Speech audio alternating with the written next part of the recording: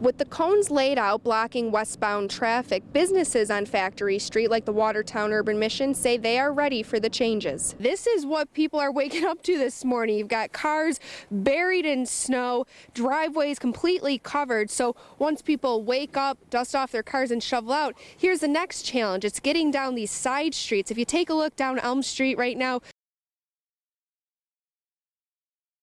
just to give you some background on the project, Corps first began talking about building apartments and office space on the site back in April of 2013. Now these 100-year-old pool tables will be auctioned off, but not everything is leaving the club. And drivers say they're happy with the money they're saving when they fill up on gas. School officials say that the side street parking is necessary for their drop-off and pickup procedures. One witness says she was driving down Van Duzy Street before the fire started and didn't see anything out of the ordinary.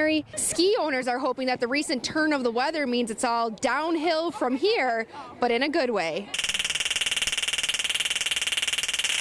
Tasers are now a standard piece of equipment brought out on the road. Over the last 2 years, the department has bought enough to cover each shift. They're a great deterrent. They're bright yellow. People see them on our belt, and you can just see their eyes gravitate toward it. They'll look at you, and then they'll look down, and then they'll look back up at you. Another change, switching to 12-hour shifts, putting more eyes on the roads. So we were on 8-hour shifts. Now we're on 12-hour shifts, and it's more officers per shift, which is more officers on the street to help with the crime problem. But what type of crime are these officers dealing with? That's changed too. The heroin epidemic and overdoses is, used to be very scarce, and now we're going to those, I won't say daily, but weekly.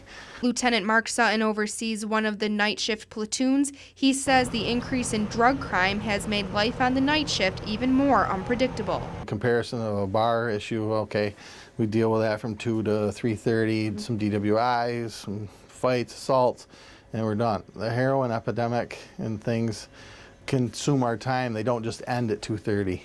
There's no end to it. It's a constant. Officer George Cummings is the department's drug recognition expert, one of 3 in the county. He says the drug problem has brought on an increase in DWIs related to drugs. This year alone, the department's made 5 DWAI drug arrests. This year's numbers have increased over last year already.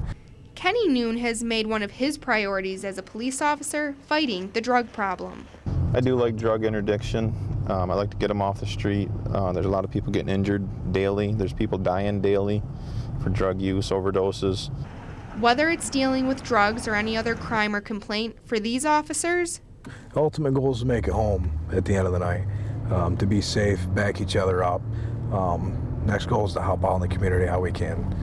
this is a computer science class at Copenhagen Central School. These students are learning how to write code for computers. The only problem, once these students leave the classroom, some of them have little or no internet access. Teachers will assign videos for us to watch, and we have a data cap on my internet, and so I have to watch them after midnight. Otherwise, it'll go towards our cap, and then we won't have internet. Copenhagen began a computer learning program 4 years ago. It gives students the opportunity to take home laptops or tablets to complete classwork. In doing so, educators found a challenge. So what we've seen over the past few years is an actual decline in the number of homes that have internet access. And there will be lots of assignments where teachers just want them researching or looking for their own information, and if you don't have access, that's not going to work. About 20% of homes in the Lowville district have poor to no access, and 25% of homes in the Copenhagen school system have no internet at all. The goal isn't just to make sure students can complete their classroom assignments, it's also to make sure that they have the internet skills to carry beyond the classroom. For example, Lowville senior Isabel Hanno has limited internet at home and says she's at a disadvantage heading into college. I feel like I'm not very technologically advanced because I don't use my computer much because it's not always available to be used. Then going into situations where they are always using a computer, it's difficult. It's a setback. But the schools are working on a plan. One possibility is installing wireless broadband to reach places with no internet. That could get underway later this year.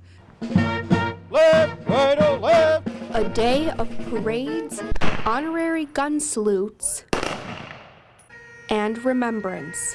When people come up to you and thank you, that really brings a tear to your eyes. So thank you for your service. So. The 11th day of the 11th month, Veterans Day.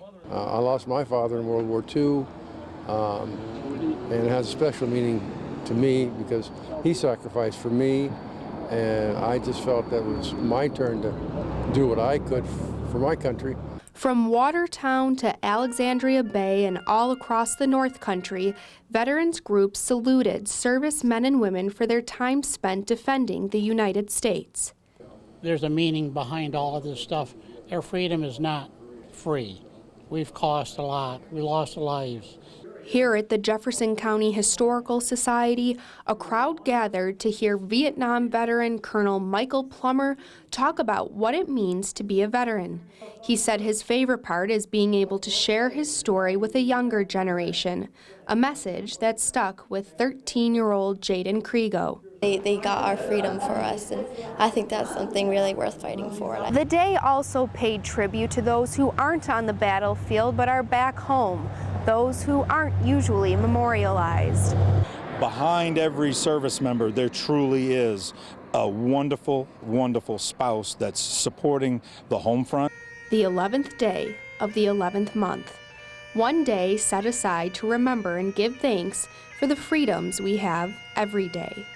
May Roberts, 7 News.